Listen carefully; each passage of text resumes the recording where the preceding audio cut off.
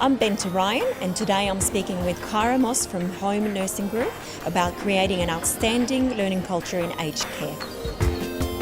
Kyra has over 12 years of management and project management experience in the health and social sector.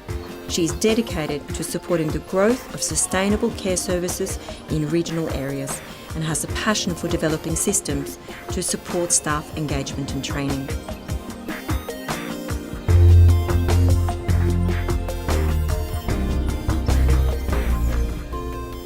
Kyra, welcome, and thank you for speaking to ACC today. Thank you. Can you tell me a little bit about your work to date? Certainly. I work for the Home Nursing Group. We're an aged care provider in the New England, up on the Tablelands in New South Wales.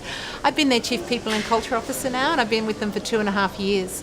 Prior to that, I worked in primary health care in the background, working with general practitioners and primary health care professionals, instituting service change and innovation, rolling out some of the government's larger funded programs. Prior to that, I was a project manager in Southeast Asia.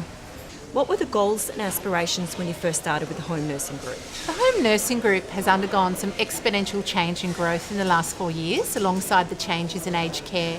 When I joined the Home Nursing Group, or since I've joined the Home Nursing Group, we've almost doubled in size, and it was really important for us to take a sit back and to have a look at what the requirements were for the business in terms of the basic skill sets that were required for each person in their role, as well as where we were headed in the next couple of years.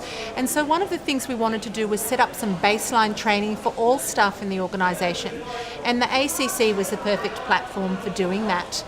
We set up baseline training for each staff member in terms of setting out some requirements for each of their job roles and looking where the ACC might meet those requirements and setting up annual training programs to reflect that. So what were the key changes that needed to happen?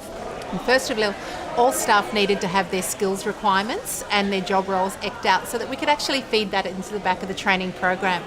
I sat down with my colleagues who look after quality and after the clinical services streams, and we looked at what was required against quality assurance and some of our national indicators. We also looked at what was required in terms of the changes coming in aged care, and also what our AINs required on a day-to-day basis in their direct contact with the clients. So how would you then support and manage the staff in their learning? Perhaps the best thing to do would be to give you an example. So when a staff member joins the organisation, we sign them up to the ACC. We provide them information about what that is, how we use the ACC. We then provide them a set number of modules which give them baseline skills. They're then brought into the office to receive office induction, which reinforces those skills, and then given a couple of days in the field with a mentor staff member who goes to services with them so that they can then take the skills they've learned online with the ACC and put them straight into practice. We recognise that a number of our staff are geographically dispersed. We provide training portals within the offices themselves. We encourage link-ups with local libraries. We have the ACC CDs as a backup to get out to staff if they don't have computer access. But we also screen and train for baseline computer skills so that we can reduce the barrier of staff engaging with the ACC.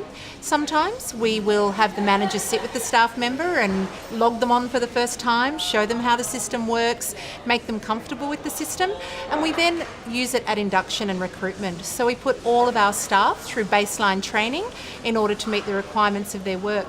Another good example is that within the organisation we recognise that there are different skill sets required. So for our AIN field staff, our assistants in nursing, we'll run them through certain modules, but also within the business we have created learning plans for our care and support staff who are office-based, and they've done key modules around, for example, managing workplace pressure or client confidentiality or complaints handling to ensure that they have a really great set of skills to then work on and grow on and ensure that we get consistent service for our clients. Can you tell us a little bit, I know that you've been doing some themes. Can you give us a little bit of context around that? Yeah, so one of the things we recognised with our staff was we had a split cohort of staff. We had a number of staff that had been with the business for a long time and had done a great deal of the ACC modules. We then had other staff that were fresh to the industry, coming straight out of their certifications and were joining the ACC for the first time. So in order to account for this, what we've done is run themes of learning.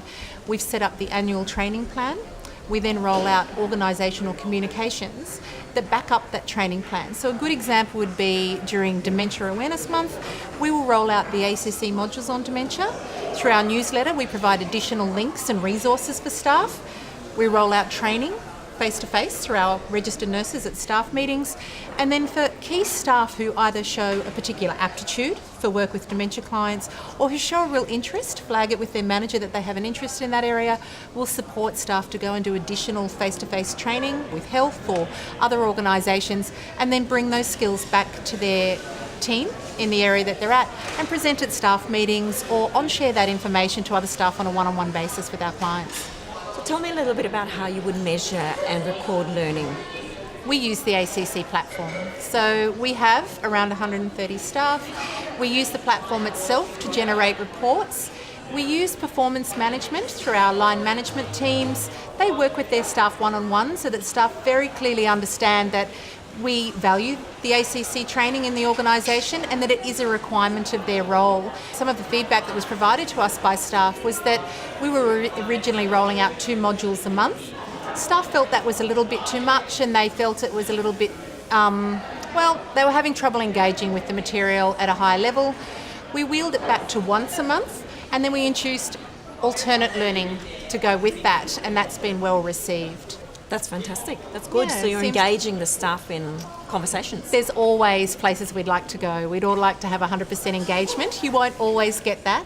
But I think it's about looking at our staff, particularly those who are geographically dispersed. We have large ranges of professional literacy to address. We have computer literacy to address.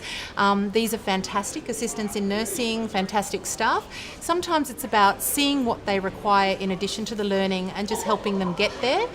We produce annual certificates, we recognise their learning in their performance reviews, and we certainly try and showcase staff who have taken on the learning and apply it to their work, and we have them train other staff so that we can recognise them and their skills and say, we see that you've done this, we see you understand it, we see you can use it, now can you show your colleagues? And they seem to enjoy that as well.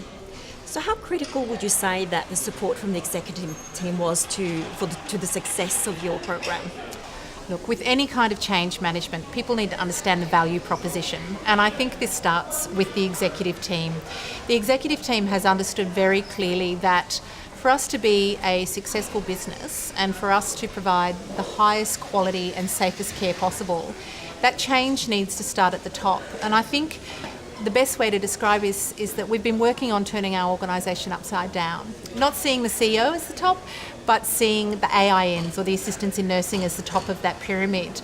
They are the direct point of contact with our clients, and clients and services are what our business is about. And so everything that we do underpins that, and the business understands very clearly that training is incredibly important to our staff for engagement.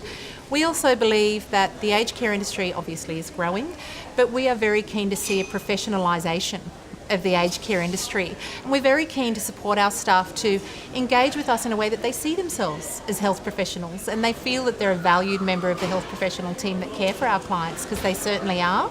Using the ACC and the other mechanisms that we use to train our staff, we hope perpetuates the message to our staff that we do value their skill set. We have a number of staff who have moved up through the ranks or moved down through the ranks, depending on which way you look at it. They've started as assistants in nursing and have progressed to team leader roles and care and support and management roles in the organisation. And they bring that wealth of face-to-face knowledge and experience that they have with our clients with them, which has been incredibly useful to the organisation. So what would you say are the main outcomes? I think we've had improved engagement with all levels of staff. We have a much clearer path ahead of us in terms of how we would like to deliver training. It's also allowed us to really look at what additional resources we require internally, and also about how we might build future training programs. So a good example is that we currently use it primarily for our assistants in nursing staff, but the business has used it last year and the year before in building modules and plans of learning for other groups of staff within the business, such as care and support coordinators, to ensure that we provide all of them with a baseline skill set that they can then build on from there in order to provide the best service to our clients. So have you found this rewarding? Absolutely. Our assistants in nursing are fantastic people. They're very passionate about our clients. They're passionate about what they do. Our staff within the organisation are passionate about what they do. I think training is a really key way of engaging staff, not only in the role that they do, but helping them to feel safe in the job that they do. I think in aged care, recruitment is easy. You know, there's lots of assistants in nursing out there. They're being trained. They're coming out into communities. It's retaining them that's the trick. And I do believe that training is a key tool for that. It's really important for us that our staff not only engage with the organisation as their employer and their trainer, but I guess also in a way that the staff feel that they can engage with who we are and our ethos. And I do believe the ACC allows us in a way to underpin that with things that are applicable, you know, everyday skills, so that they can apply them. So what do you see for the future?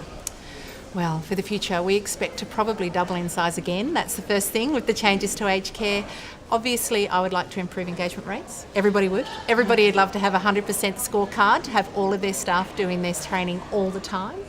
I guess at the end of the day, one of the things that I would really like to see is that we have an organisation of professionals who value their skills within their scope of practice, to have professionals that feel like they're valued, and to have every single staff member in our organisation, from the managing director all the way down to our assistants in nursing, be able to speak to who we are and what we're passionate about, but feel that they own that.